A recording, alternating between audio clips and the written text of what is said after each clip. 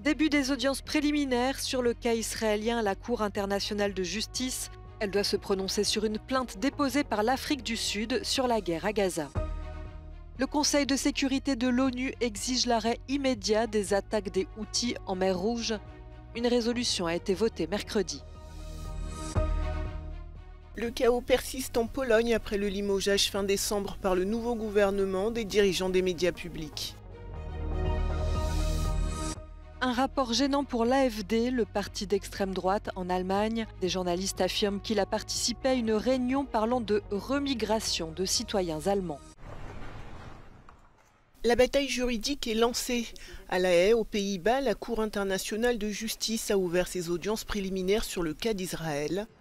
L'Afrique du Sud accuse l'État hébreu d'avoir une intention génocidaire dans sa guerre dans la bande de Gaza.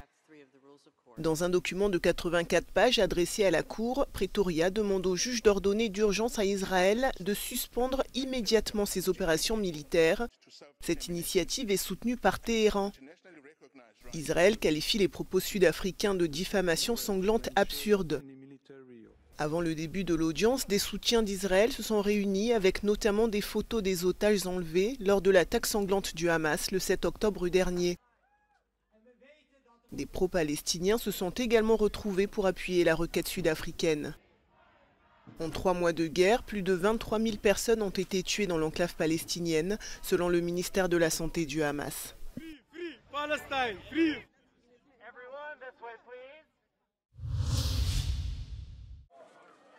Au moins 20 personnes ont été tuées mercredi dans la ville de Der al-Bala, dans le centre de la bande de Gaza. La frappe a touché un immeuble de 2 étages près de l'hôpital d'Al-Aqsa. Selon le dernier bilan du Hamas au pouvoir dans l'enclave palestinienne, l'armée israélienne a tué plus de 23 000 Palestiniens depuis le début de la guerre. Le chef d'état-major israélien a rendu visite au commandant de Tsahal sur le terrain. אין בעזה קילומטר מרובע שאתם לא יודעים להיכנס ולפרק אותו. אין דבר כזה. אחרי מה שעשיתם, לא קיים דבר כזה. אחרי מה שעשיתם, אין כפר בלבנון, אין שס"ם בלבנון שאתם לא יכולים להיכנס ולפרק אותו. אנחנו נשים אתכם במקומות שצריך, אתם תעשו שם את מה שצריך. Les dirigeants israéliens ont déclaré que leur patience s'épuisait vis-à-vis du Hezbollah. La milice chiite libanaise, alliée au Hamas, a lancé ces derniers jours plusieurs attaques contre les forces armées israéliennes. Le Hamas et de nombreux Palestiniens ont par ailleurs salué l'action de l'Afrique du Sud.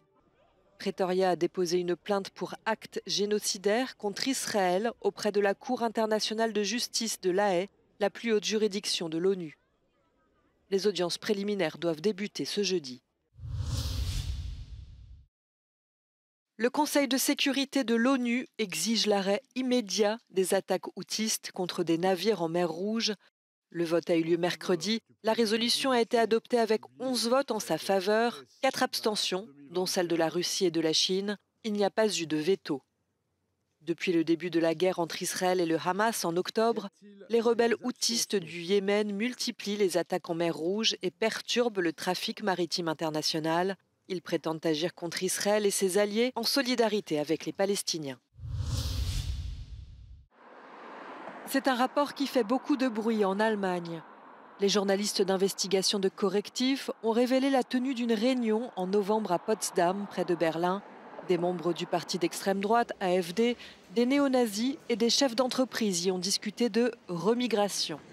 Martin Sellner, un activiste du mouvement identitaire autrichien, a présenté son plan d'expulsion.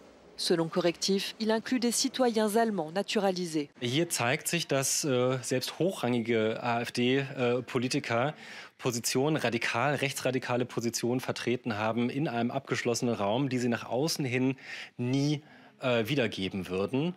Und das zeigt natürlich die Radikalität im Inneren dieser Partei. L'AfD répond qu'il n'a jamais parlé de remigration ou d'expulsion pour des citoyens allemands et que les membres qui assistaient à cette réunion le faisaient à titre privé.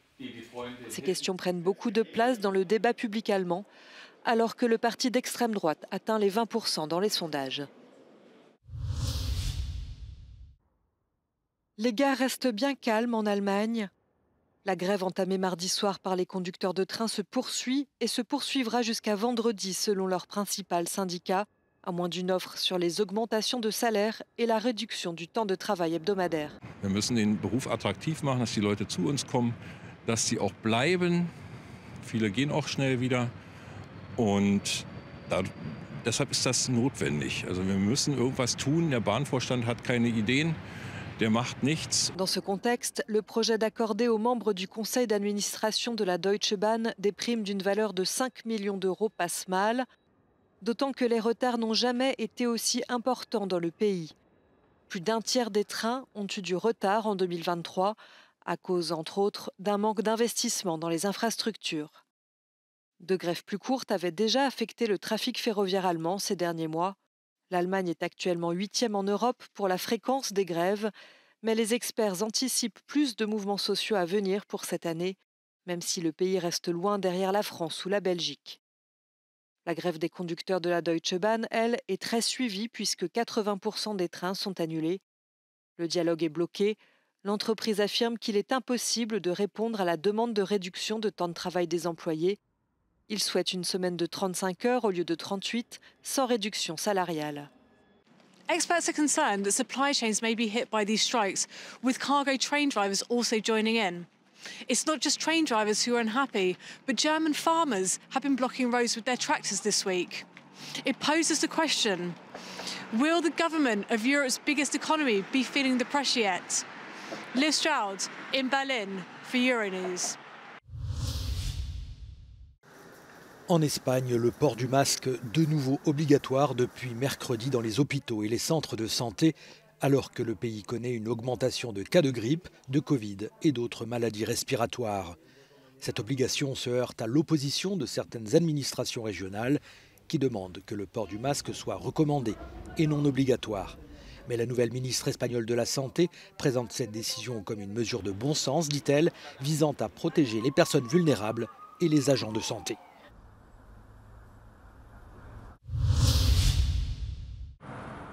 Fin décembre, le nouveau gouvernement polonais pro-européen a licencié et remplacé tous les dirigeants des médias publics considérés comme des relais du PiS et le parti conservateur. Depuis, la situation reste confuse. Au siège de la chaîne TVP, les anciennes équipes refusent de quitter les locaux. Ludzie właśnie dowiedzieli się, że minister Sienkiewicz działa niezgodnie z prawem. Jego uchwała, jego decyzje zostały wprost rozjechane przez sąd. Ludzie to widzą. Bardzo ważne jest to, żeby Polska, rządzący, ale też Europa zobaczyła, że nie ma zgody polskiego społeczeństwa na autorytarne działania, metody, które wprowadza Tusk w Polsce. La mesure décidée par le ministre de la Culture est également critiquée par des ONG. Même si elles reconnaissent que des changements étaient nécessaires, certaines ne cachent pas leur inquiétude quant aux conséquences juridiques de cette décision. In recent years, public media became a mouthpiece for the governing majority on an unprecedented scale, and that really needed a change. What is doubtful, however, is the legal way the changes were introduced. In Polish constitutional order, it is not the minister, it is not a politician in charge of appointing heads of the public media. Pour la nouvelle équipe à la télévision publique, l'objectif est clair, présenter aux téléspectateurs des informations non biaisées. Et surtout permettre à une pluralité de voix de s'exprimer, ce qui n'était pas le cas il y a encore quelques mois. Potrzebne jest robienie normalnego programu informacyjnego. Chcemy bardzo, żeby to był program po prostu obiektywny, który pokazuje rację wszystkich stron, a nie jest skoncentrowany tylko i wyłącznie na krytykowaniu jednych i na wychwalaniu kogoś innego. Une partie des Polonais, principalement des partisans du PiS, résiste face à ces changements. La bataille avec le gouvernement de Donald Tusk se poursuit. Jesteśmy w trakcie uchwalania budżetu na ten rok i to jest na pewno sprawa pilna. Są takie kwestie jak chociażby sprawa podwyżek dla nauczycieli, kwestia ustabilizowania sytuacji w mediach, które zostały zagarnięte też przez Prawo i Sprawiedliwość. Voices on public media are still divided and this conflict will certainly find its end in the court. Meanwhile, some of the newsrooms of the public television, like the one behind me, remain closed. Magdalena Hadownik for Euronews from Warsaw. Aux États-Unis, l'ex-gouverneur du New Jersey a annoncé mercredi son retrait des primaires républicaines qui commencent dans quelques jours. Ce retrait marque la sortie du critique le plus virulent de Donald Trump dans la course à la présidentielle américaine. Cet abandon est une surprise. Chris Christie misait sur le succès de sa campagne dans le New Hampshire.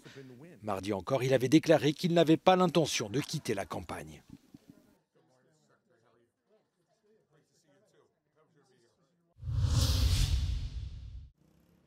En Équateur, au lendemain de la prise d'assaut d'une chaîne de télévision par un gang de narcotrafiquants, les Équatoriens vivaient mercredi dans la peur face à la vague de violence sans précédent qui s'est abattue sur le pays. À Quito, la capitale, la présence policière a été renforcée.